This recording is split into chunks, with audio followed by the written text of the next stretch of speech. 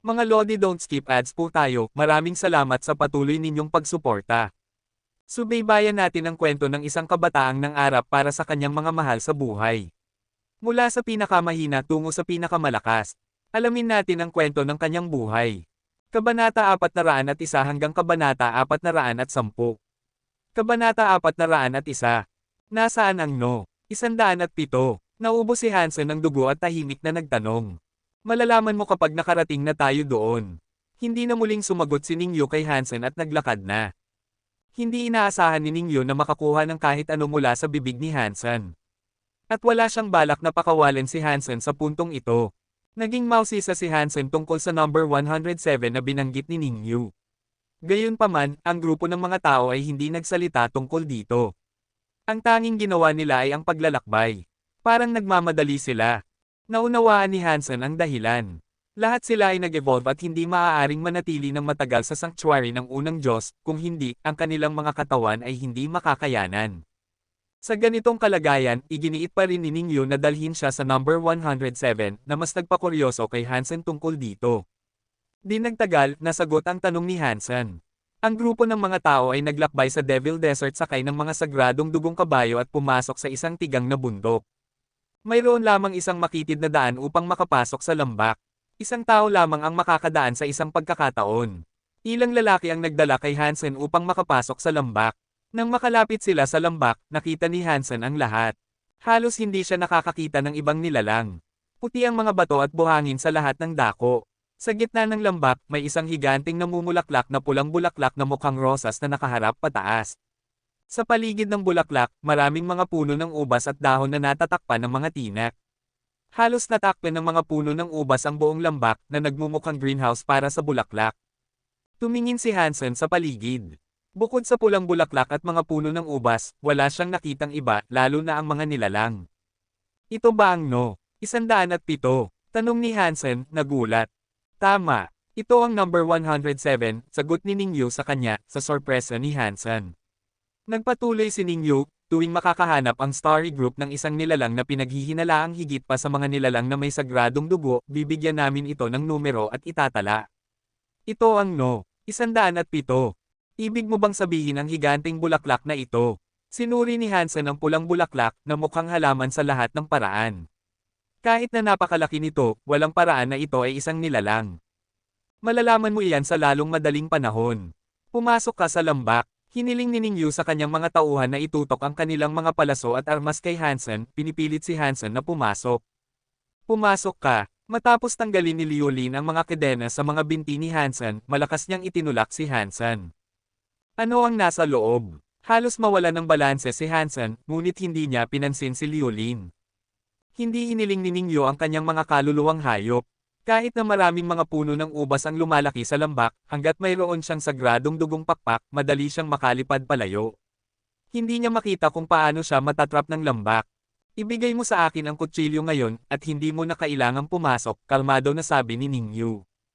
Ayaw kong ibigay sa iyo ang kutsilyo ko, at ayaw ko ring pumasok, sagot ni Hansen. Maaari mong subukang patayin kaming lahat at tumakas, nakangiting sabi ni Ningyo. Ang mga salita ni Ningyo ay nagpatawa sa mga evolver. Lahat sila ay itinutok ang kanilang mga armas kay Hansen na nagpapahiwatig na kaya nilang kunin ang buhay ni Hansen anumang oras. Walang naniniwala na makatatakas si Hansen sa ilalim ng pagkubkob ng 14 na evolver. Bilang karagdagan, ang itaas na bahagi ng katawan ni Hansen ay nakakadena ng mga espesyal na Z-Steel lock sa kanyang mga kasukasuan. Kahit na ang isang evolver ay hindi maalis ang ganitong uri ng mga kandado.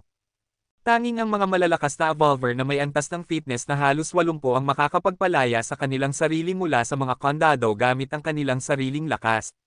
Binata, bakit mo kailangang patayin ako?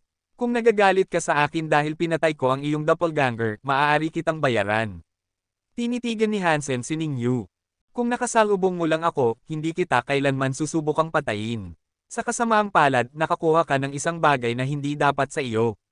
Ibigay mo sa akin ang kutsilyo o pumasok ka sa lambak, piliin mo, tahimik na sabi ni Ningyo. Pipiliin kong pumatay. Inalog ni Hansen ang kanyang katawan at umikot sa pinakakakaibang anggulo. Lahat ng mga kandado na nasa kanyang mga kasukasuan ay nahulog mula sa kanyang katawan. Matagal nang nagsasanay si Hansen ng Jadesken at mas lumalakas siya sa pagkontrol sa kanyang sariling katawan. Sa paggalaw ng kanyang mga buto at kalamnan, naramdaman niya na ang mga kandado ay walang silbi sa kanya. Matapos alisin ang mga kandado, mabilis na tinawag ni Hansen ang sinumpaang kutsilyong lobo at sinaksak ito kay Ningyu. Hindi nagulat si Ningyu. Tumawag siya ng isang manipis na espada at inihagis ito kay Hansen. Ang 13 evolver ay nagtawag din ng kanilang sariling mga armas at sinimula na atakehin si Hansen.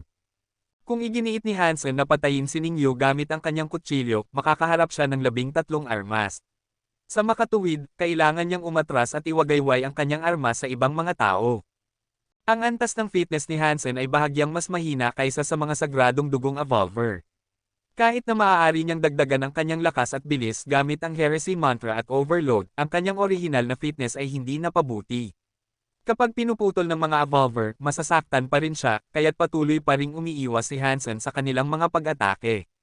Gayunpaman, sa ganitong paraan, naramdaman ni Hansen na siya ay nakulong.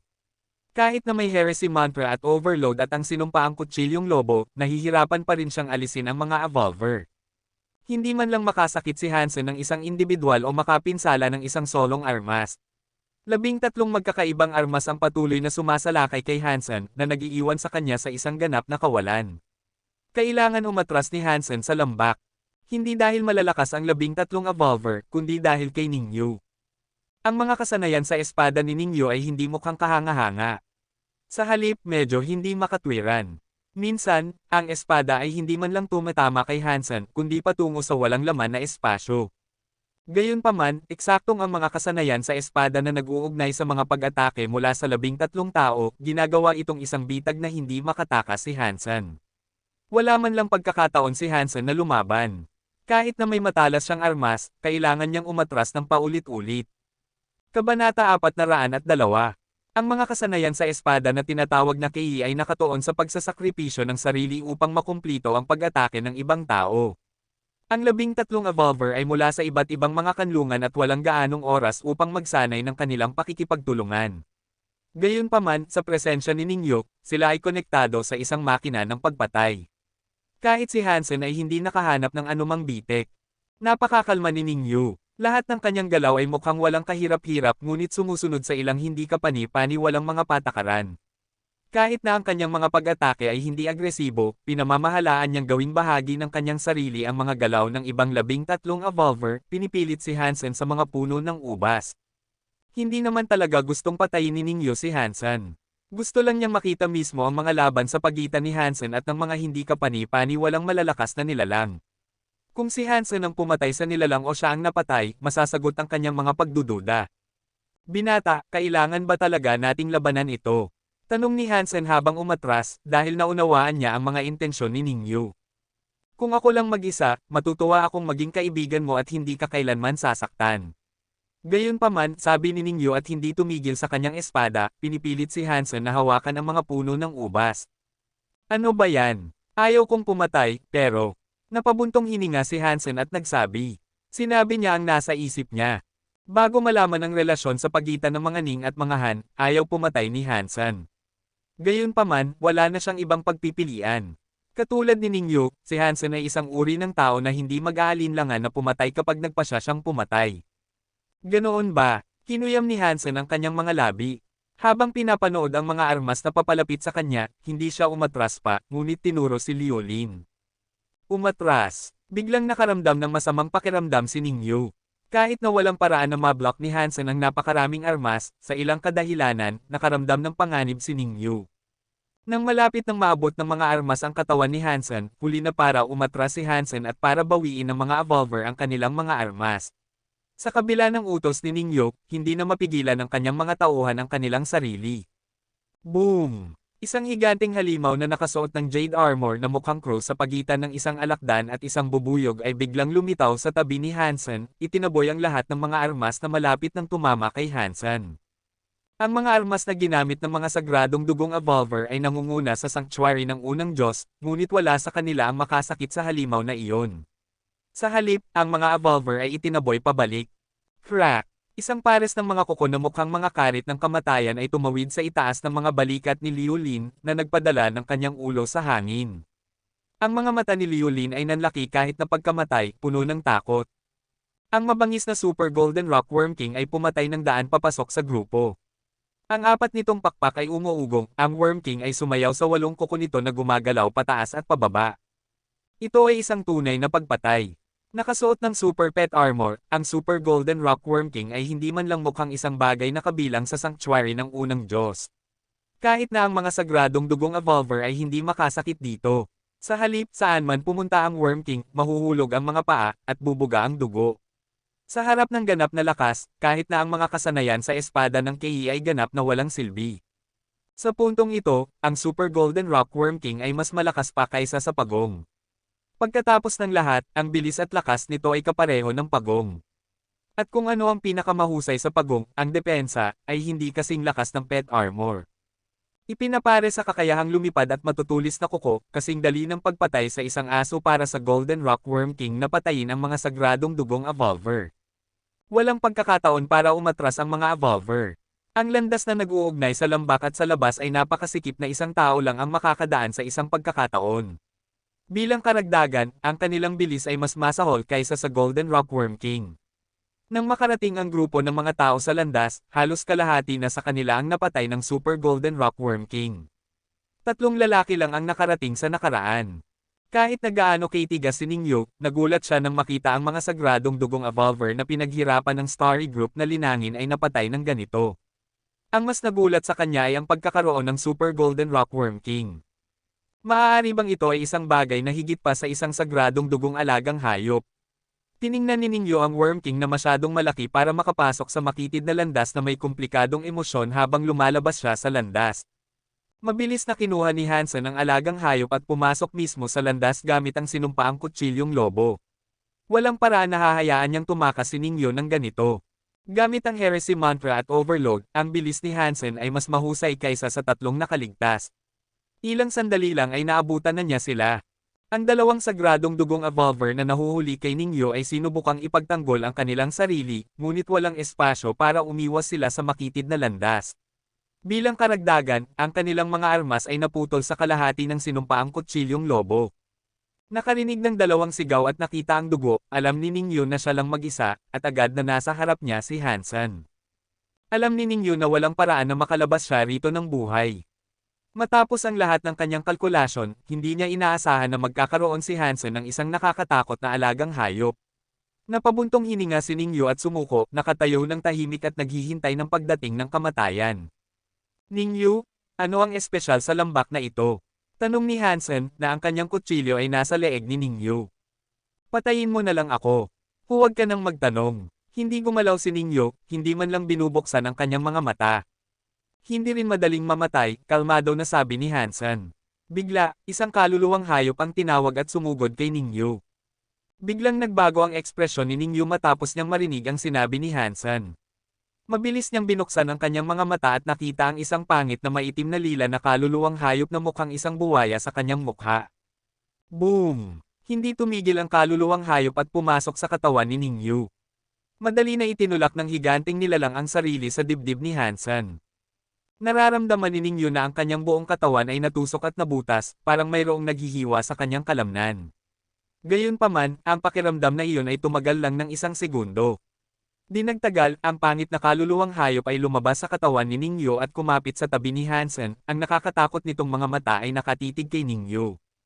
Kabanata 403. Sa isang dahilan, nagsimula si Ningyo na manginig habang pinapanood ng pangit na kaluluwang hayop.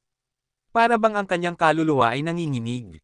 Walang pag-aalinlangan, ibinaligtad ni Ningyo ang kanyang espada at sinaksak ito sa kanyang sariling dibdib, sinusubukang patayin ang kanyang sarili. Roar! Binuksan ng pangit na kaluluwang hayop ang kanyang bibig. Bigla, nawala ang kontrol ni Ningyo sa kanyang katawan. Ibinuka niya ang kanyang mga kamay at nahulog ang espada sa lupa. Habang pinapanood si Ningyo na mapatla na parang papel, tahimik na sinabi ni Hansen, sinabi ko na sa iyo, hindi ganoon kadaling mamatay. Sumagot ka ng ilang tanong at baka pahintulutan kitang mamatay. Ano ang kaluluwang hayop na iyon? Umubo si Ningyo ngunit hindi sumagot sa tanong ni Hansen. Aqua Reaper, isang parasite na kaluluwang hayop, sagot ni Hansen. Matagal nang hinahanap ni Hansen ang impormasyon tungkol sa mga parasite na kaluluwang hayop sa Skynet, ngunit nabigo siyang makahanap ng anumang. Pagkatapos ng maraming pagsusuri, sa wakas ay naintindihan niya kung paano ginagamit ang parasite na kaluluwang hayop. Maaari ang Aqua Reaper na manirahan sa anumang nilalang o tao at ibahagi ang buhay nito. Sa puntong ito, ang buhay ni Ningyo ay hindi na pag-aari sa kanya dahil maaari na ring kontrolin ng Aqua Reaper ang kanyang katawan. Ang antas ng kontrol nito ay nakadepende sa lakas ng kaluluwang hayop at ng host nito. Walang duda na ang Aqua Reaper bilang isang super kaluluwang hayop ay mas malakas kaysa kay Ningyo. Sa makatuwid, natural na may prioridad ang Aqua Reaper na kontrolin ang katawan ni Ningyo. Ang mga galaw ni Ningyo at kahit na ang kanyang mga iniisip ay maaaring maramdaman ng Aqua Reaper at ipadala kay Hansen. Kaya't naisip ni Hansen kung ano ang iniisip ni Ningyo. Mayroon ding kahinaan ng parasite na kaluluwang hayop. Kung ang lakas nito ay mas mahina kaysa sa host, makokontrol ito ng host sa halip. Siyempre, kung ang host ay mas malakas kaysa sa parasite o kasing lakas ng parasite, magiging mahirap para sa mga parasite na kaluluwang hayop na manirahan sa host kung labanan ito ng host. Kapag nakalagay na, ang parasite na kaluluwang hayop ay magsisimulang sumipsip ng lakas mula sa katawan ng host. Habang lumalakas si Ningyo, lalakas din ang Aqua Reaper kasama niya. Mahirap na kay Ningyo na makaalis sa Aqua Reaper. Sa First God Sanctuary, hindi inisip ni Hansen na mayroong sinumang tao na mas malakas kaysa sa isang super kaluluwang hayop, kaya't halos palaging magiging matagumpay ang pagkakaroon, maliban kung ang host ay isang super evolver. Hanggang ngayon, sa First God Sanctuary, wala pang ganitong tao. Kahit si Hansen ay hindi pa naabot ang pinakamataas na antas ng Super Geno Points. Tanong pa si Hansen ng ilang katanungan, ngunit wala nang sinagot si Ningyo. Sa paggamit ng Aqua Reaper, nakakuha lang si Hansen ng napakalimitadong impormasyon. Masyadong malakas ang kalooban ni Ningyo. Anong tao? Ang galing na mayroon siyang ganitong katinding kalooban. Tumingin si Hansen kay Ningyo at nakikipagtagpo ang kanilang mga mata. Patayin mo na ako. Imposible na makuha mo ang anumang gusto mo mula sa akin, kalmado na sabi ni Ningyo. Ningyo, kilala mo ba ito? Napagtanto ni Hansen na ang mga ordinaryong tanong ay hindi makapagpabago sa kalooban ni Ningyo. Nag-isip siya, kinuha ang pulang kristal na pendant na mukhang pusa o lobo, at ipinakita ito kay Ningyo. Sa sandaling nakita ni Ningyo ang pendant, biglang nagbago ang kanyang ekspresyon. Mula sa nabasa ng Aqua Reaper mula sa isip ni Ningyo, narinig ni Hansen ang isang masugid na sigaw, 9 life cat, paano ito naging 9 life cat? Imposible, sinuri ko ang iyong background, walang paraan na ikaw ang anak ni Instructor Han. Habang pinapanood ang pulang pendant sa kamay ni Hansen, nagsalita si Ningyo. Bakit imposible? Nakita ni Hansen na bumaba ang guard ni Ningyo, agad siyang nagtanong. Parang nahulog sa pagkabigla si Ningyo sa tanong ni Hansen. Pagkalipas ng ilang sandali, bigla siyang nag-stammer, oo, dapat kang anak niya. Oo, ikaw nga, kung hindi, paano ka magiging ganito kalakas, at paano mo? Biglang tumingin si Ningyo kay Hansen na may komplikadong ekspresyon, kung ipinakita mo sa akin ang 9 life cat kanina, hindi na tayo magiging ganito. Si Instructor Han ay isang tagapagbigay ng biyaya sa mga Ning. Kung alam ko noon na ikaw ay kanyang anak, hindi ko kailanman magagampanan ang pagwawalang bahala sa iyo. Nag-snort si Hansen at sinabi, kahit na nailigtas niya ang mga Ning, matagal na iyon. Kung wala akong lakas upang ipagtanggol ang aking sarili, hindi ko iniisip na mag-aalinlangan ka sa pagpatay sa akin. Iniling ni Ningyo ang kanyang ulo at sinabi, mayroon kaming pamilya na instruksyon na nagsasabing kung makatagpo kami ng sinumang inapo ni Instructor Han, dapat naming ituring ang tao bilang isang tagapagbigay ng biyaya. Hindi kailanman magwawalang bahala ang mga Ning sa iyo. 13 nagulat si Hansen. Naramdaman niya kung ano ang iniisip ni Ningyo gamit ang Aqua Reaper. Alam ni Hansen na nagsasabi ng totoo si Ningyo. Gayunpaman, hindi maitanong ni Hansen kung bakit hindi kailanman magwawalang bahala ang mga Ning sa inapo ni Instructor Han. Kung tinanong niya iyon, malamang napagdudahan ni Ningyo kung siya ba talaga ay konektado kay Instructor Han. Sa kasong iyon, hindi makakakuha si Hansen ng higit pang impormasyon mula sa kanya. At hindi pa sigurado si Hansen na siya ay talagang konektado kay Instructor Han. Pagkatapos ng lahat, medyo kakaiba ang buong bagay. Sa kapangyarihan ng mga Ning, walang paraan na hindi nila nalaman na ang kanang lolo ni Hansen ay ang parehong Han Jingji bilang si Instructor Han. Nagtataka si Hansen kung sila ba ay iisang tao. Sa huli, hindi sila tila nasa parehong edad. Habang nag-iisip si Hansen kung anong tanong ang dapat niyang itanong, ngumiti si Ningyu na tila nag-iisip ng malalim at patuloy na nagsabi, kung alam ko na ikaw ay konektado kay Instructor Han, hindi ko sana ginugol ang ganitong aming pagsisikap at nawala ang lahat ng magagandang tao na pinalakas ng mga Ning. Napakadali na mahulaan na ang isang tao sa mga Han ay makakapatay ng mga malalakas na nilalang. Parang alam mo ang marami tungkol sa mga nangyari sa nakaraan, tugon ni Hansen. Nais niyang ipagpatuloy ni Ningyo ang pagsasalita. Kapag may kinalaman sa isang tao katulad ni Ningyo, kung ayaw niyang sabihin sa iyo ang isang bagay, hindi mo makakakuha ng kahit kalahating salita kahit napatayin mo siya. Ang mga matatanda sa pamilya ay ayaw pag-usapan ang mga nangyari sa nakaraan. Hindi ko alam ang marami, ngunit dahil si Instructor Han ay isang tagapagbigay ng biyaya sa aking mga ninuno, mayroon kaming pamilya na instruksyon na naipasa mula sa mga nakaraang henerasyon na huwag kalimutan ang utang na loob.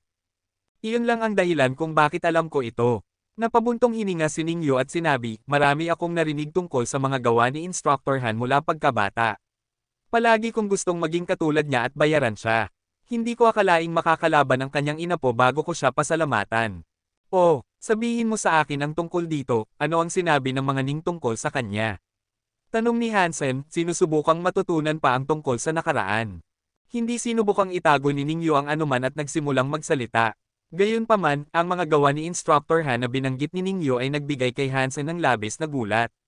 Hindi siya makapaniwala na mayroon siyang ganitong tao bilang kanang lolo.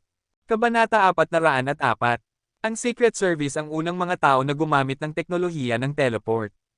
Ang mga unang nakarating sa sanctuary ng Diyos ay hindi sina Han Jingji at ang ninuno ng mga Ning, kundi mga ordinaryong miyembro ng crew. Pagdating nila sa sanctuary ng Diyos, nakatagpo sila ng ilang mga bagay at nagkaroon ng ilang aksidente.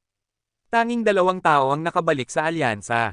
Ang 2 taong iyon ay nagulat sa kanilang natagpuan sa kabilang dako na nagpasaya sa lahat. Di nagtagal, ang pangalawang unit ay ipinadala sa parehong paraan. Sa pagkakataong ito, ang mga tauhang ipinadala ay hindi na mga ordinaryong miyembro ng crew kundi isang unit na binubuo ng mga elite. May 11 sa kabuuan, kasama na ang instructor ng Blue Blood Special Force, Instructor Han. Ang unit na iyon ay Unit 7. Ang unit ay nanatili sa sanctuary ng Diyos nang hindi hihigit sa 7 araw. Kalahati lamang sa kanila ang nakabalik sa alyansa, kabilang sina Han Jingji at ang ninuno ng mga Ning. Pagkatapos ng teleportation pabalik, sila ay sinuri ng hiwalay. Walang nakakaalam kung ano ang mga tinanong at sinagot. Gayunpaman, mula noon, ang mga eksperimento ay hindi na isinagawa sa mga tao. Sa halip, ang teleport device ay muling idinisenyo. Ilang taon nang lumipas, ang modernong teleport device ay naimbento at ang balita tungkol sa sanctuary ng Diyos ay nailathala. Ang mga nakaligtas mula sa Unit 7 ay lahat namatay sa kakaibang paraan kaagad pagkatapos nilang makabalik. Bago sila namatay, marahil ito ay dahil sa pangangalaga sa kanila, hindi sila masyadong nagbanggit tungkol sa mga nangyari sa sanctuary ng Diyos. Gayunpaman, nag-iwan pa rin sila ng ilang mensahe. Halimbawa, sinabi ng ninuno ng mga Ning sa kanyang pamilya na nailigtas ni Han Jingji ang unit mula sa isang halimaw at inilarawan si Han Jingji bilang isang tunay na master ng Qigong. Sa kanyang mga salita, si Han Jingji ay isang superhero.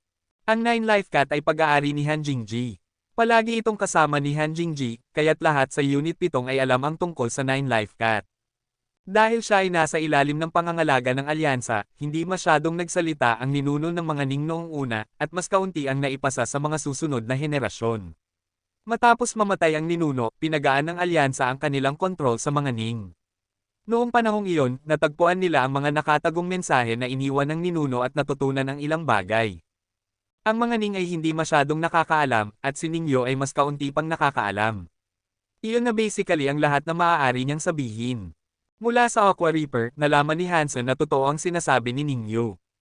Ang mga Ning ay talagang nagpapahalaga kay Han Jingji, at sa ilang lawak, natatakot sila sa kanya. Pagkatapos ng lahat, inilarawan ng ninuno ng mga Ning si Han Jingji bilang isang napakalakas na master ng Qigong na nagbigay takot sa mga Ning sa kanya. Nasuri mo ang aking background, kaya dapat alam mo ang tungkol sa pagkuha ng negosyo ng aking pamilya ng Starry Group. Bakit mo kami tinarget? Tumingin si Hansen kay Ningyo at nagtanong. Ang mga gawa ni Han Jingji ay sinaunang kasaysayan, ngunit kailangan niyang malaman ang tungkol sa pagkamatay ng kanyang ama.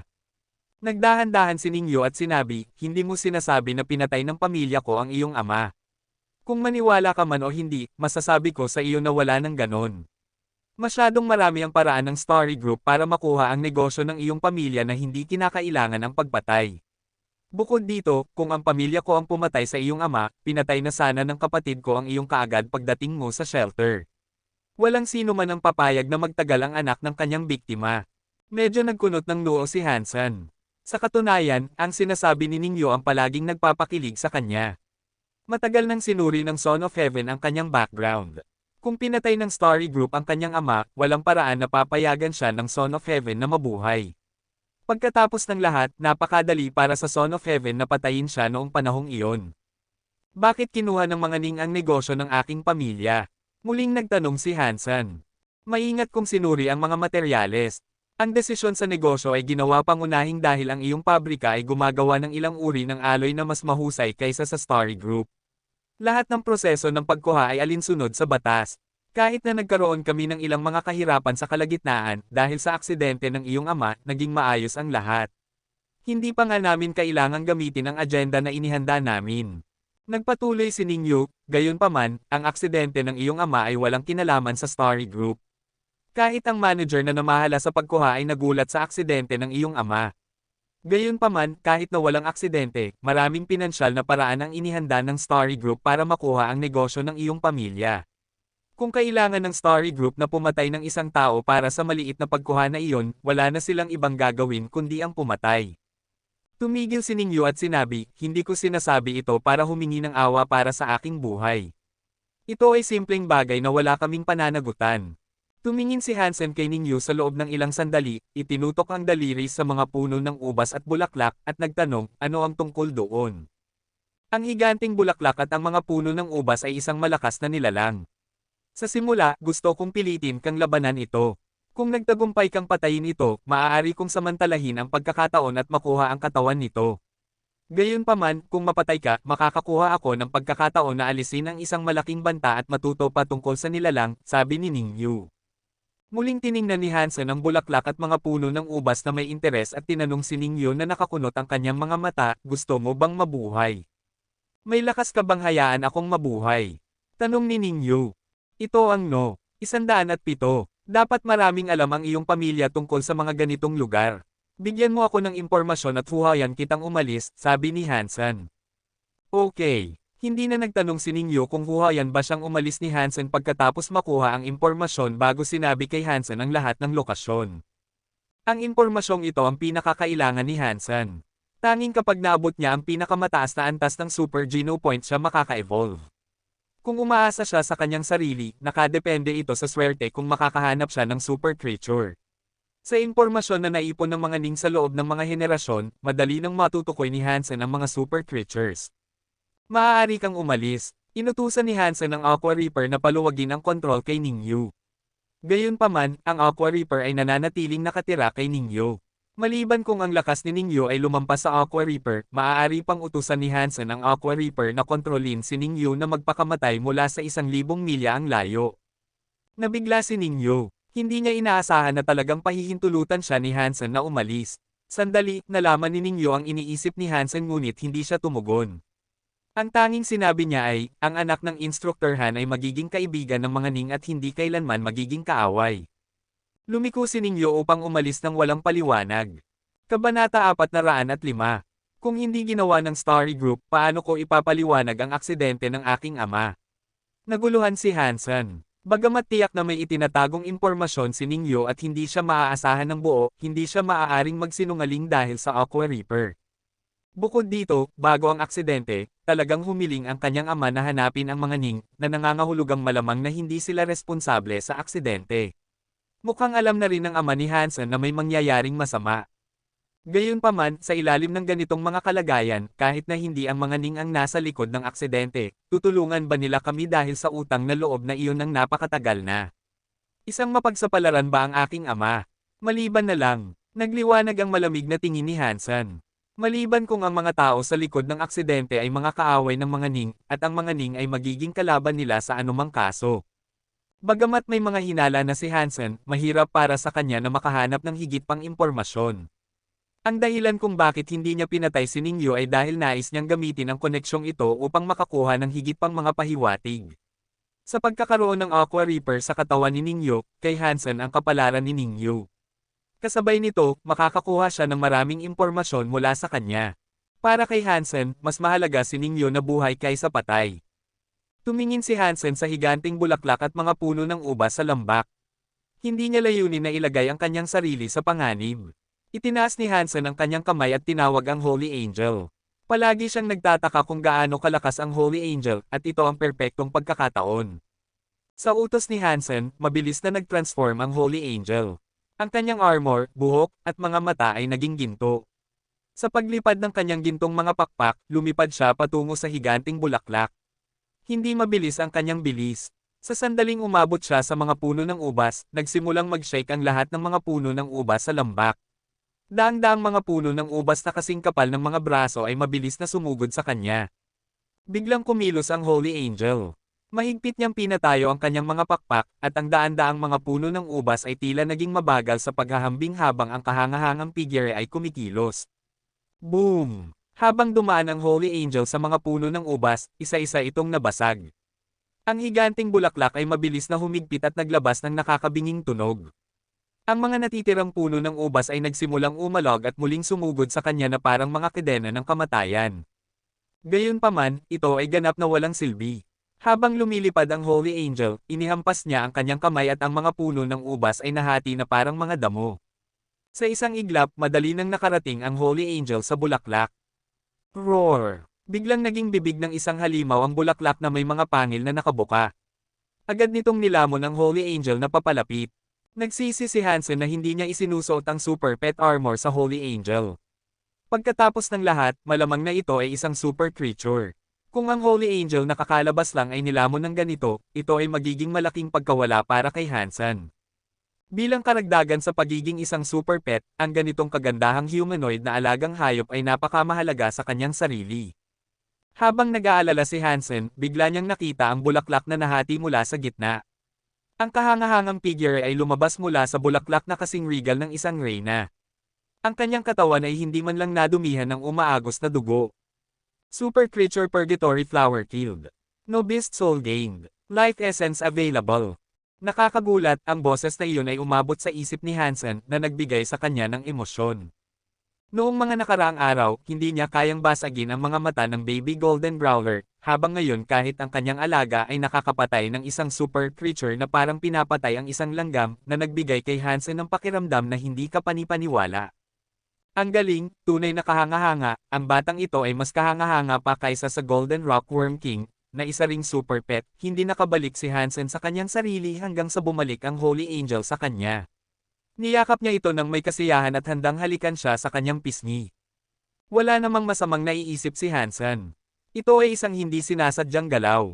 Gayunpaman, kahit na hinayaan ng Holy Angel na yakapin siya ni Hansen, itinaas niya ang kanyang kamay sa mga labi ni Hansen, kaya't nahalikan lamang ni Hansen ang malamig na armor nito. Nabulabog si Hansen at tiningnan ang kanyang kahangahangang mukha na walang emosyon. Nagkunot ang noo ni Hansen at ibinalik ang Holy Angel. Habang naglalakad siya ng mas malalim sa lambak, nakita ni Hansen ang isang kristal na berde na kasing laki ng basketball, na siyang life essence ng nawalang purgatory flower. Kinuha ni Hansen ang kristal at sinimulang dilaan ito. Ang malamig na likido ay naging malamig na pumasok sa katawan ni Hansen habang siya ay umiinom. Naramdaman ni Hansen na parang nalinis ang buong katawan niya. Life essence of purgatory flower consumed. 1 super geno point gained. Di nagtagal, narinig ni Hansen ang nakakatuwang boses na nag-udyok sa kanya na dilaan ang life essence ng mas matindi. Matapos ubusin ang buong piraso ng life essence, nakakuha si Hansen ng karagdagang 8 super geno points. Sa puntong ito, mayroon na siyang kabuoang 68 na super geno points. Bagamat hindi na siya nakapunta sa test center sa loob ng ilang panahon, tinatayang niya na ang kanyang fitness index ay malapit na sa 30, na kasing antas ng isang sagradong dugong evolver. Bago pa man maabot ni Hansen ang pinakamataas na antas ng super geno points, malapit na siya sa numerong ito. Talagang umaasa si Hansen na makuha ang kanyang super body sa evolution pool. Sa puntong iyon, tiyak na magiging napakalakas ng kanyang katawan. Kung dumating ka ng masyado ng huli, hindi ka magiging karapat-dapat na kaaway, at lalong hindi ka magiging kaibigan. Biglang naisip ni Hansen ang sinabi ni Son of Heaven at ngumiti. Bagamat maagang nag-evolve si Son of Heaven, hindi madaling maabot ang fitness index na higit sa 100. Sa paghahambing, ayon sa bilis ng pag-unlad ni Hansen, kapag naabot niya ang pinakamataas na antas ng Super Geno Points at pumasok sa Second God Sanctuary, ang kailangan na lang niyang gawin ay makakuha ng ilang random na Geno Points upang lumampas sa 100 sa fitness index. Ang isang evolver na may fitness index na higit sa 100 ay ituturing na isang top evolver kahit saan. At para kay Hansen, iyon ay nasa kanyang abot na. Kabanata 406. Kung hindi ginawa ng Starry Group, paano ko ipapaliwanag ang aksidente ng aking ama? Naguluhan si Hansen. Bagamat tiyak na may itinatagong impormasyon si Ningyo at hindi siya maaasahan ng buo, hindi siya maaaring magsinungaling dahil sa Aqua Reaper. Bukod dito, bago ang aksidente, talagang humiling ang kanyang ama na hanapin ang mga Ning, na nangangahulugang malamang na hindi sila responsable sa aksidente. Mukhang alam na rin ng ama ni Hansen na may mangyayaring masama. Gayunpaman, sa ilalim ng ganitong mga kalagayan, kahit na hindi ang mga Ning ang nasa likod ng aksidente, tutulungan ba nila kami dahil sa utang na loob na iyon ng napakatagal na? Isang mapagsapalaran ba ang aking ama?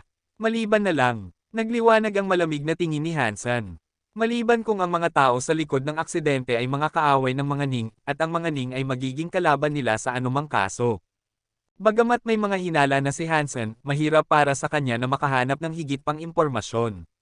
Ang dahilan kung bakit hindi niya pinatay si Ningyo ay dahil nais niyang gamitin ang koneksyong ito upang makakuha ng higit pang mga pahiwatig.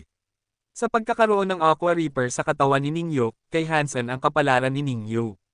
Kasabay nito, makakakuha siya ng maraming impormasyon mula sa kanya. Para kay Hansen, mas mahalaga si Ningyo na buhay kaysa patay. Tumingin si Hansen sa higanting bulaklak at mga puno ng ubas sa lambak. Hindi niya layunin na ilagay ang kanyang sarili sa panganib. Itinaas ni Hansen ang kanyang kamay at tinawag ang Golden Growler. Ang karanasang ito ay mas magandang masabi kaysa sa pagsakay sa isang top sports car. Habang tumatakbo ang alaga, naramdaman ni Hansen na ang mga bagay sa paligid niya ay tila bumibilis at nagiging blur. Bukod dito, sa likuran ng Golden Growler, wala siyang naramdaman na anumang bumps. Sa loob ng hindi hihigit sa 1 oras, nakabalik na si Hansen sa Steel Armor Shelter. Ang biyahe na ito ay tumagal ng 1 o 2 araw noong nakaraan, at hindi pa ito ang buong bilis ng Golden Growler. Naging sobrang masaya si Hansen. Sa bilis ng Golden Growler at sa mga lokasyon ng mga super creature na natutunan niya mula kay Ningyo, madali na niyang mapapatay ang maraming super creature sa maikling panahon, kaya't makakapag-evolve siya ng mas mabilis. Bagamat nais ni Hansen na manghuli ng mga super creature sa likod ng Golden Growler agad, pinigilan niya ang kanyang pagnanasa. Sa lalong madaling panahon, kailangan niyang dumaan sa graduation test. Kailangan din niyang magdesisyon tungkol sa kanyang military rank at posisyon. Ang lahat ng ito ay may malaking impluwensya sa hinaharap ni Hansen, kaya't plano niyang punuin ang kanyang Super Geno Point sa panahon ng pahinga bago siya pumasok sa military at matapos ang graduation. Pagbalik sa shelter, nakipag-ugnayan si Hansen kay Lin Beifeng dahil ipinangako niyang ibebenta kay Lin Beifeng ang Phantom Ant Armor na hindi na niya kailangan. Naging sobrang masaya si Lin Beifeng nang makuha ang Phantom Armor. Magiging 2 hanggang 3 taon pa bago siya makamit ang pinakamataas na antas ng Sacred Blood Geno Points, kaya't magagamit niya ang armor ng matagal. Maliban sa praktikal na dahilan, natuwa si Lin Beifeng sa hitsura nito. Hindi tumanggap si Hansen ng cash mula kay Lin Beifeng, kundi hiniling kay Lin Beifeng na mangolekta ng ilang Sacred Blood Meat upang mapunan ang kanyang Sacred Blood Geno Points na ngayon ay mayroon ng 85. Sa kasalukuyan, wala ng oras si Hansen upang manghuli ng mga sacred blood creature dahil sa dami ng kanyang mga dapat gawin. Hindi makakolekta si Lin Beifeng ng maraming sacred blood meat sa ganitong maikling panahon. Gayunpaman, hindi nagmamadali si Hansen at hiniling kay Lin Beifeng na ibigay sa kanya ang karne kapag mayroon na siya nito. Kailangan ni Hansen na maghanda para sa graduation test at iba pang mga proseso, kaya't mananatili siya sa Steel Armor Shelter sa loob ng ilang panahon. Ang nilalang na parang phoenix ay ang pinakamalapit sa Steel Armor Shelter. Patayin ko ito kapag mayroon akong oras. Kung isuot ko ang Super Pet Armor sa Holy Angel, tiyak na makakapagpigil siya sa mga apoy. Kung makakakuha ako ng Beast Soul mula sa nilalang na iyon, sobrang ganda nun, naisip ni Hansen sa kanyang sarili. Pagbalik ni Hansen sa Black Hawk, lahat ng kanyang mga kasama ay nasa dormitoryo. Bihira lang nawala sa kanila sa God Sanctuary, kaya't nagpunta sila sa cafeteria upang mag-hangout. Napagkasunduan nila noon na walang sino man sa kanila ang maaaring magdala ng +1. Han Senador, saan ka balak pumunta pagkatapos ng graduation? Tanong ni Shiji Kang kay Hansen habang nakayakap siya kay Hansen, medyo nalalasing. Hayaan kong magdesisyon ng ay para sa akin, sabi ni Hansen nang walang magawa. Bagamat nais ni Hansen na maglingkod sa worship kung saan naroon si Jianran kahit na kailangan lamang niyang maging sundalo, hindi niya alam kung aling worship naroon si Jianran. Hindi nagplano si Hansen na magkaroon ng karera sa military, kaya't hindi mahalaga kung saan siya mapapadala kung hindi niya makikita si Jianran, basta't hindi siya ipadala sa unahan upang maging cannon fodder. Kahit na siya ay ipadala sa unahan, siya pa rin ay isang elite na nagtapos mula sa military school, kaya't magiging opisyal siya sa halip na karaniwang sundalo. Bukod dito, siya ay ang pinuno ng espesyal na squad, na isa sa alang-alang din ng AI. Siyempre, maaari niyang gamitin ang mga koneksyon upang tukuyin ang tiyak na posisyon kung saan siya maglilingkod. Gayunpaman, hindi iyon gaanong mahalaga kay Hansen at mangangailangan ng ilang pagsisikap. Ang mga kasama ay nag-uusap at nagtatawanan, nagkukwentuhan tungkol sa kanilang mga pangarap at ambisyon. Hindi sila nakabalik sa dormitoryo hanggang hitin gabi. Bihira si Hansen na magkaroon ng oras upang tamasahin ang buhay sa paaralan. Sa mga panahong ito, nakatuon siya sa pag-aaral ng teoretikal na kaalaman pati na rin ang sinaunang wika. Mukhang madali ang matutunan ang sinaunang wika. Gayunpaman, kung talagang nais niyang maunawaan ang kahulugan ng Dangshan Sutra, kakailanganin niya ng maraming oras at lakas. Hindi naramdaman ni Hansen na ito ay isang mahirap na misyon. Labis siyang nagtataka tungkol sa Dangshan Sutra.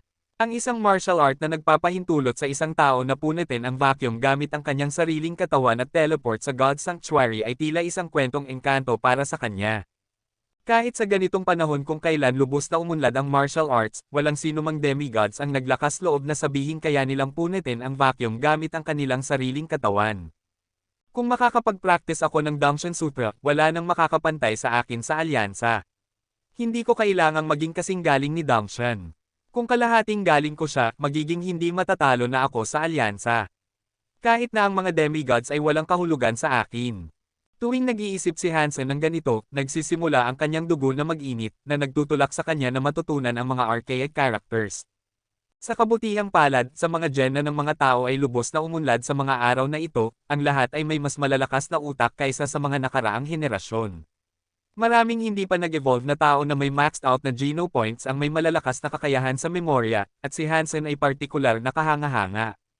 Hindi ito nagtagal at madali na niyang natutunan. Kinailangan ng pasensya upang matutunan ang sinaunang wika. Ngunit sa oras na na-master niya ang wika, talagang makakabasa na siya ng Dangshan Sutra. Nakatagpo si Hansen ng ilang araw nang hindi nanghuhuli at pumapatay. Ang lahat ng ginawa niya ay teleporting sa shelter upang tamasahin ang sacred blood meat na ipinadala sa kanya ni Lin Beifeng at pag-aaral sa Black Hawk. Sa lalong madaling panahon, dumating na ang oras para sa graduation test. Bagamat mahusay na nakontrol ni Hansen ang kanyang lakas, siya pa rin ang pinakamagaling sa pagsusulit at naging major sa military. Bawat military school ay may ilang kota para sa ganitong karangalan. Gayunpaman, batay sa mga grado ni Hansen at sa kanyang kontribusyon sa paaralan, ang kanyang ranggo ay talagang nararapat. Sa loob ng 48 oras, magdedesisyon ang AI tungkol sa kanyang assignment. Brother Han, pasensya na. Nang dumating ang oras para suriin ni Hansen kung saan siya naitalaga, lumapit si Wang Mengmeng sa kanya na nakayuko ang ulo. Naramdaman ni Hansen na tila hindi siya makatingin sa kanya. Ang kanyang boses ay napakaunti na halos hindi marinig ni Hansen ang kanyang sinasabi. Anong masama? Ngumiti si Hansen at hinaplos ang ulo ni Wang Mengmeng. Bagamat 20 taong gulang na si Wang Mengmeng, naramdaman ni Hansen na parang siya ay isang maliit na bata pa rin. Brother Han, pasensya na. Ginamit ko ang aking mga koneksyon para i-assign ka sa Warframe Force kung saan ako papasok ng walang iyong pahintulot. Brother, pasensya na, halos bulong ni Wang Mengmeng. Ang kanyang mukha ay namumula at iniiwasan ang pakikipag-ugnayan ng mata. Walang masama dyan. Ang Warframe Force na pupuntahan mo ay tiyak na isang magandang pagkakataon. Dapat ko pang pasalamatan ka para dyan, sabi ni Hansen habang hinahanap ang kanyang impormasyon sa assignment. Ngunit ang impormasyong lumabas sa display ay nagbigay kay Hansen ng painto. Kabanata 407. Sister, ang Warframe Force na sasali ka ba ay tinatawag na Daphne? Tumingin si Hansen sa impormasyon na ipinakita ng AI ng may hindi makapaniwalang ekspresyon. Daphne, dapat ay pupunta kami sa Royal Warframe Force. Tumingin si Wang Mengmeng sa display na walang duda at nagulat din sa impormasyon. Malinaw na nakasaad na si Hansen ay naitalaga sa cookhouse ng Worship Daphne. Napakakakaiba. May pagkakamali ba? Naging balisa si Wang Mengmeng at tumawag ng numero gamit ang kanyang comlink. Sandali, nagkaroon ng kakaibang ekspresyon si Wang Mengmeng. Sino ang gumawa nito? Tanong ni Hansen ng kalmado. Ang impormasyong ipinakita ay talagang kakaiba. Hindi nito sinabi ang eksaktong lokasyon o kahit ang bilang ng mga tropa. Ang alam lang niya ay maglilingkod siya sa cookhouse ng isang warship na tinatawag na Daphne.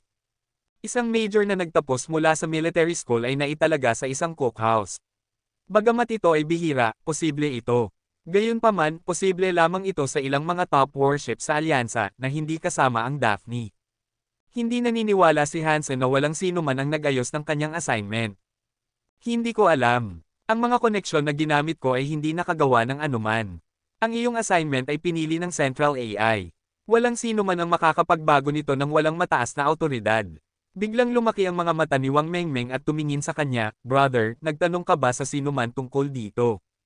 Kung ako, hindi ko sana tatanungin ka kung sino iyon. Nag-isip si Hansen at nagtanong, posible bang malaman ko kung sino ang gumawa nito?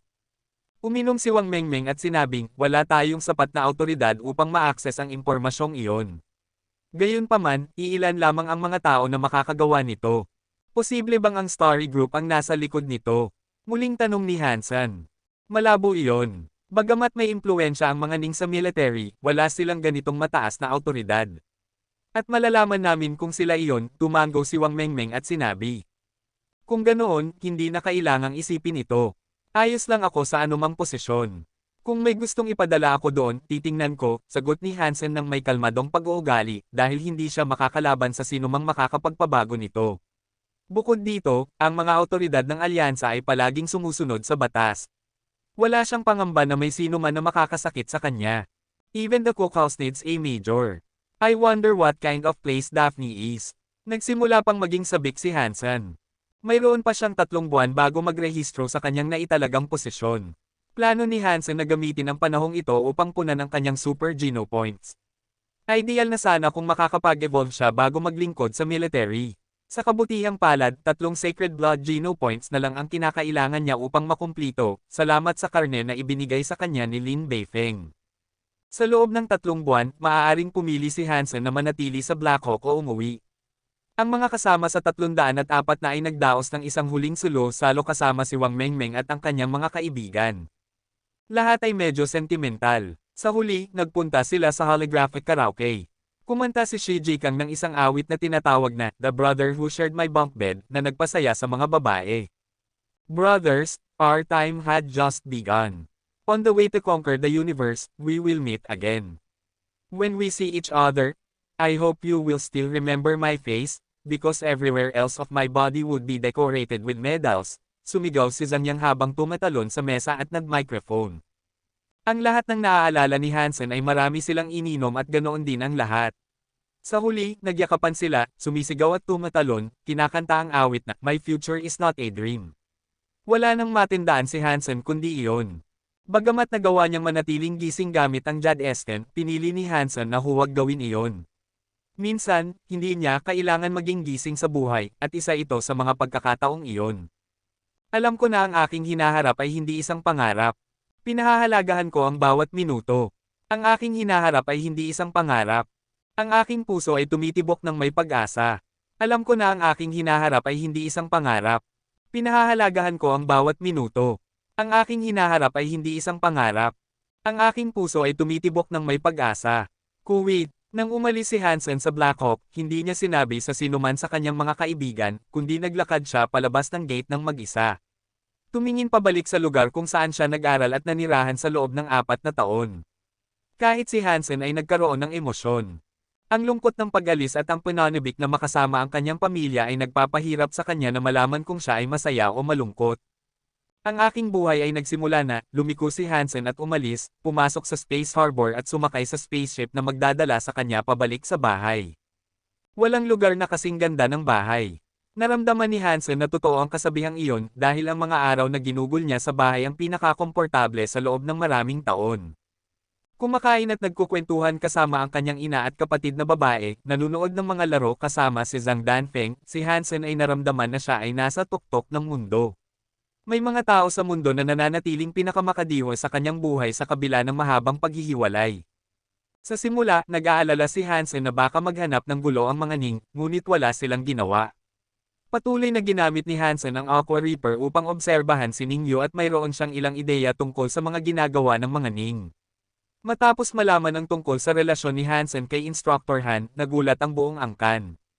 Nag-imbestiga lamang sila at ipinagbawal ang sino man na makialam sa mga Hans. 13 sagradong dugong evolver ang hindi madaling linangin kahit para sa malaking kumpanya tulad ng Starry Group. Tiyak na naglaan sila ng malaking pera at pagsisikap dito. Ang pagkawala ng 13 magagaling na mandirigma ay hindi man lang nagpasimula ng paghihiganti mula sa mga Ning. Humiling pa sila sa lahat na iwasan ang mga hidwaan kay Hansen na nagbigay kay Hansen ng malaking gulat. Gayunpaman, mas comfortable si Hansen. Sa wakas ay hindi na niya kailangang mag-alala tungkol sa kaligtasan ng kanyang pamilya habang siya ay manghuhuli ng mga super creature sa God's Sanctuary. Ang unang target ay natural na ang Firebird sa Snow Mountain. Bago umalis, gumawa si Hansen ng maraming paghahanda. Kailangan niyang punan ang kanyang Super Geno Points hanggat maaari bago magrehistro sa Daphne na mangangailangan ng higit pa sa Firebird. Little Birdie, here I come. Nagsimula na si Hansen sa kanyang paglalakbay sakay ng Golden Growler na puno ng kasiyahan. Kapag walang tao sa paligid, inutusan ni Hansen ang Golden Growler na mag-transform sa pinakamalaking anyo nito at tumakbo sa buong bilis. Hindi maipaliwanag ni Hansen kung gaano kabilis ito. Bawat hakbang nito ay nagdadala kay Hansen ng 50 talampakan patungo sa kanyang destinasyon. Naramdaman ni Hansen na ang Golden Growler ay parang isang sinaunang halimaw. Sa tulong ng Golden Growler, tiwala si Hansen na makakahuli siya ng maraming super creature sa loob ng 3 buwan. Kung hindi, aabutin siya ng maraming oras upang makapaglakbay lamang. Kabanata 408. Sister, ang Warframe Force na sasali ka ba ay tinatawag na Daphne? Tumingin si Hansen sa impormasyon na ipinakita ng AI ng may hindi makapaniwalang ekspresyon. Daphne, dapat ay pupunta kami sa Royal Warframe Force. Tumingin si Wang Mengmeng sa display na walang duda at nagulat din sa impormasyon. Malinaw na nakasaad na si Hansen ay naitalaga sa cookhouse ng Worship Daphne. Napakakakaiba, may pagkakamali ba? Naging balisa si Wang Mengmeng at tumawag ng numero gamit ang kanyang comlink. Sandali, nagkaroon ng kakaibang ekspresyon si Wang Mengmeng. Sino ang gumawa nito? Tanong ni Hansen ng kalmado. Ang impormasyong ipinakita ay talagang kakaiba. Hindi nito sinabi ang eksaktong lokasyon o kahit ang bilang ng mga tropa. Ang alam lang niya ay maglilingkod siya sa cookhouse ng isang warship na tinatawag na Daphne. Isang major na nagtapos mula sa military school ay naitalaga sa isang cookhouse. Bagamat ito ay bihira, posible ito. Gayunpaman, posible lamang ito sa ilang mga top warship sa alyansa na hindi kasama ang Daphne. Hindi naniniwala si Hansen na walang sino man ang nag-ayos ng kanyang assignment. Hindi ko alam. Ang mga koneksyon na ginamit ko ay hindi nakagawa ng anuman. Ang iyong assignment ay pinili ng Central AI. Walang sino man ang makakapagbago nito ng walang mataas na awtoridad. Biglang lumaki ang mga mata ni Wang Mengmeng at tumingin sa kanya, "Brother, nagtanong ka ba sa sino man tungkol dito?" Kung ako, hindi ko sana tatanungin ka kung sino iyon. Nag-isip si Hansen at nagtanong, posible bang malaman ko kung sino ang gumawa nito? Uminom si Wang Mengmeng at sinabing, wala tayong sapat na awtoridad upang ma-access ang impormasyong iyon. Gayunpaman, iilan lamang ang mga tao na makakagawa nito.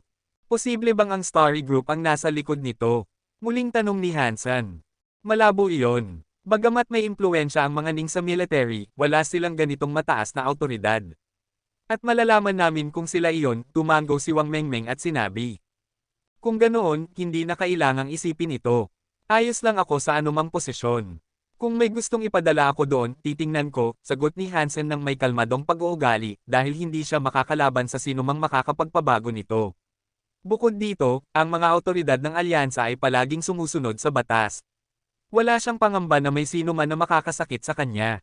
Even the cookhouse needs a major. I wonder what kind of place Daphne is. Nagsimula pang maging sabik si Hansen. Mayroon pa siyang 3 buwan bago magrehistro sa kanyang naitalagang posisyon.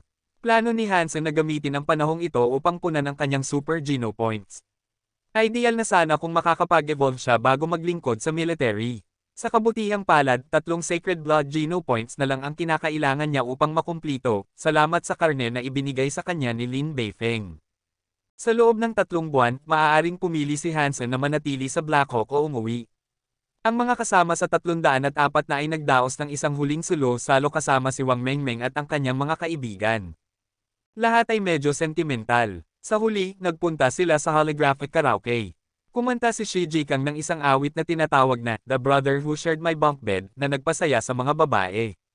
Brothers, our time had just begun. On the way to conquer the universe, we will meet again.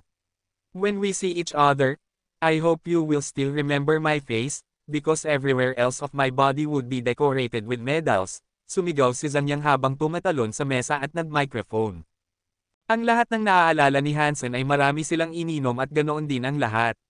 Sa huli, nagyakapan sila, sumisigaw at tumatalon, kinakanta ang awit na My Future is Not a Dream. Wala nang matindaan si Hansen kundi iyon. Bagamat nagawa niyang manatiling gising gamit ang Jad Esken, pinili ni Hansen na huwag gawin iyon. Minsan, hindi niya kailangan maging gising sa buhay, at isa ito sa mga pagkakataong iyon. Alam ko na ang aking hinaharap ay hindi isang pangarap. Pinahahalagahan ko ang bawat minuto. Ang aking hinaharap ay hindi isang pangarap. Ang aking puso ay tumitibok ng may pag-asa. Alam ko na ang aking hinaharap ay hindi isang pangarap. Pinahahalagahan ko ang bawat minuto. Ang aking hinaharap ay hindi isang pangarap. Ang aking puso ay tumitibok ng may pag-asa. Kuwait, nang umalis si Hansen sa Blackhawk, hindi niya sinabi sa sinuman sa kanyang mga kaibigan, kundi naglakad siya palabas ng gate ng mag-isa. Tumingin pabalik sa lugar kung saan siya nag-aral at nanirahan sa loob ng 4 na taon. Kahit si Hansen ay nagkaroon ng emosyon. Ang lungkot ng pag-alis at ang pananabik na makasama ang kanyang pamilya ay nagpapahirap sa kanya na malaman kung siya ay masaya o malungkot. Ang aking buhay ay nagsimula na, lumiko si Hansen at umalis, pumasok sa Space Harbor at sumakay sa spaceship na magdadala sa kanya pabalik sa bahay. Walang lugar na kasing ganda ng bahay. Naramdaman ni Hansen na totoo ang kasabihang iyon dahil ang mga araw na ginugol niya sa bahay ang pinakakomportable sa loob ng maraming taon. Kumakain at nagkukwentuhan kasama ang kanyang ina at kapatid na babae, nanunood ng mga laro kasama si Zhang Danfeng, si Hansen ay naramdaman na siya ay nasa tuktok ng mundo. May mga tao sa mundo na nananatiling pinakamakadiwa sa kanyang buhay sa kabila ng mahabang paghihiwalay. Sa simula, nag-aalala si Hansen na baka maghanap ng gulo ang mga Ning, ngunit wala silang ginawa. Patuloy na ginamit ni Hansen ang Aqua Reaper upang obserbahan si Ningyo at mayroon siyang ilang ideya tungkol sa mga ginagawa ng mga Ning. Matapos malaman ang tungkol sa relasyon ni Hansen kay Instructor Han, nagulat ang buong angkan. Nag-imbestiga lamang sila at ipinagbawal ang sino man na makialam sa mga Hans. 13 sagradong dugong evolver ang hindi madaling linangin kahit para sa malaking kumpanya tulad ng Starry Group. Tiyak na naglaan sila ng malaking pera at pagsisikap dito.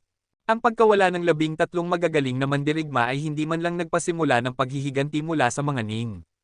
Humiling pa sila sa lahat na iwasan ang mga hidwaan kay Hansen na nagbigay kay Hansen ng malaking gulat. Gayunpaman, mas comfortable si Hansen. Sa wakas ay hindi na niya kailangang mag-alala tungkol sa kaligtasan ng kanyang pamilya habang siya ay manghuhuli ng mga super creature sa God's Sanctuary. Ang unang target ay natural na ang Firebird sa Snow Mountain. Bago umalis, gumawa si Hansen ng maraming paghahanda. Kailangan niyang punan ang kanyang Super Geno Points hanggat maaari bago magrehistro sa Daphne na mangangailangan ng higit pa sa Firebird. Little Birdie, here I come. Nagsimula na si Hansen sa kanyang paglalakbay sakay ng Golden Growler na puno ng kasiyahan. Kapag walang tao sa paligid, inutusan ni Hansen ang Golden Growler na mag-transform sa pinakamalaking anyong nito at tumakbo sa buong bilis. Hindi maipaliwanag ni Hansen kung gaano kabilis ito. Bawat hakbang nito ay nagdadala kay Hansen ng 50 talampakan patungo sa kanyang destinasyon. Naramdaman ni Hansen na ang Golden Growler ay parang isang sinaunang halimaw. Sa tulong ng Golden Growler, tiwala si Hansen na makakahuli siya ng maraming super creature sa loob ng 3 buwan. Kung hindi, aabutin siya ng maraming oras upang makapaglakbay lamang. Kabanata 409. Ang puting buhangin sa disyerto ay mukhang desolado at malungkot sa ilalim ng liwanag ng buwan. Paminsan-minsan, may mga ungol na maririnig. Ang kahoy na nasusunog ay nag-crackle. Sa tabi ng apoy, si Hansen ay nag-iihaw ng karne gamit ang bony fish arrow bilang skewer. Si Meowth ay nakahiga sa mga binti ni Hansen sa kanyang hindi na bagong estado, ang mga mata nito ay nakatuon sa umuusok na barbecue, sinusubukang abutin ang kanyang paa paminsan-minsan. Gayunpaman, tila natatakot ito sa apoy at mabilis na ibinabalik ang kanyang paa. Huwag magmadali. Malapit na itong maluto, natawang sabi ni Hansen kay Meowth. Sa simula, balak ni Hansen na manghuli ng nilalang na katulad ng Phoenix, ngunit isang beses pa lang siya nakapunta doon. Noong huli siyang narito, pumunta sila sa Carbonized Tree muna at pagkatapos ay natagpuan ang Snow Mountain. Gayunpaman, nang umabot si Hansen sa lugar, hindi niya nakita ang anumang nasunog na puno o iba pang pamilyar na palatandaan. Kaya't kinailangan niyang hanapin ang Snow Mountain batay sa kanyang malabong alaala. Matapos ang isang buong araw ng paghahanap, wala siyang nakita ni isang bundok. Kinailangan niyang magpahinga sa gabi at magpatuloy sa susunod na araw. Nang maging handa na ang barbecue, ibinigay ni Hansen ang kalahati nito kay Meowth. Habang nag-e-enjoy ang lalaki at pusa, may mga magugulong tunog ng mga hooves mula sa malayo na naging mas malakas. Narinig ni Hansen ang mga tao na nag-uusap.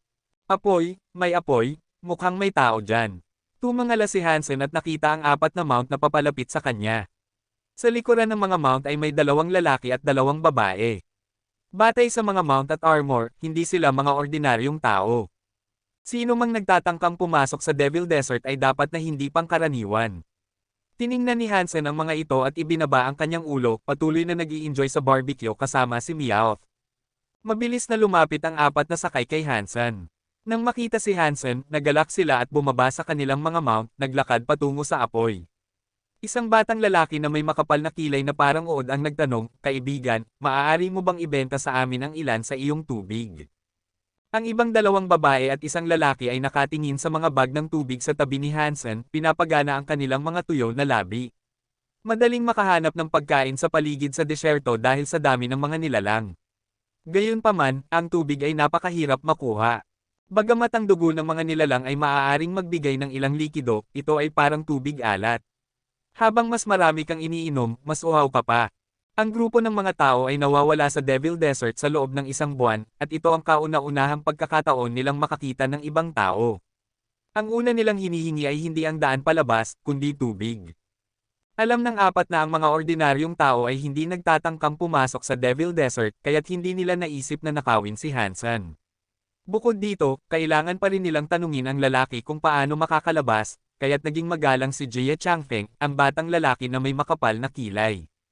Nang hindi nagsasalita, itinapon ni Hansen ang bag ng tubig kay Jia Changfeng at nagpatuloy sa pagkain. Maraming salamat, naging sobrang saya ni Jia Changfeng.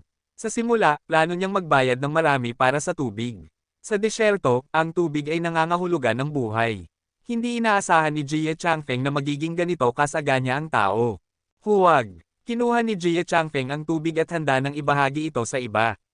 Ngunit pinigilan sila ng isa pang lalaki, na payat, at kinuha ang ilang test paper at inilublob ito sa tubig upang tingnan kung ito ay may lason. Nang makita ang resulta, huminga ng maluwag ang payat na lalaki na si Xiao Lingfeng at pinayagan ang lahat na uminom. Kaibigan, salamat. Ano ang tawag sa iyo? Matapos uminom si Xiao Lingfeng ng kaunting tubig, nagtanong siya. Hansenador, sagot ni Hansen, habang hinahaplos si Meowth sa kanyang mga hita. Sinubukan ni Xiao Lingfeng na alalahanin ang pangalan na iyon, ngunit hindi ito tumunog na pamilyar. Patuloy siyang nagtanong, "Kaibigan, alam mo ba kung paano makakalabas sa desyerto? Kung maaari mo kaming dalhin palabas, maaari kitang bayaran ng maayos.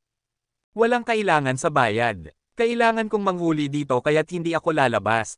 Sundin mo ang direksyong ito at makakalabas ka sa desyerto sa loob ng 3 hanggang 4 na araw," sabi ni Hansen, na itinuturo ang isang direksyon.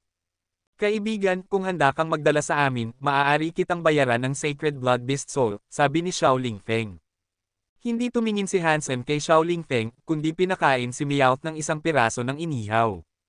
Kahit na hindi iniisip, alam ni Hansen na natatakot si Xiao Lingfeng na baka binibigyan sila ni Hansen ng maling direksyon. Okay lang na maging maingat, ngunit tila masyadong nervy si Xiao Lingfeng at may mababang paghusga tungkol sa mga tao. Ayaw ni Hansen na sayangin ang kanyang oras sa pakikipag-usap sa kanya. Ang isang Sacred Blood Beast Soul ay mahalaga, ngunit ayaw ni Hansen na sayangin ang kanyang oras sa isang Beast Soul na wala namang kahulugan sa kanya. Nang makita na hindi nahulog si Hansen sa alok, lalo pang nagulat sina Xiao Lingfeng at Jia Changfeng.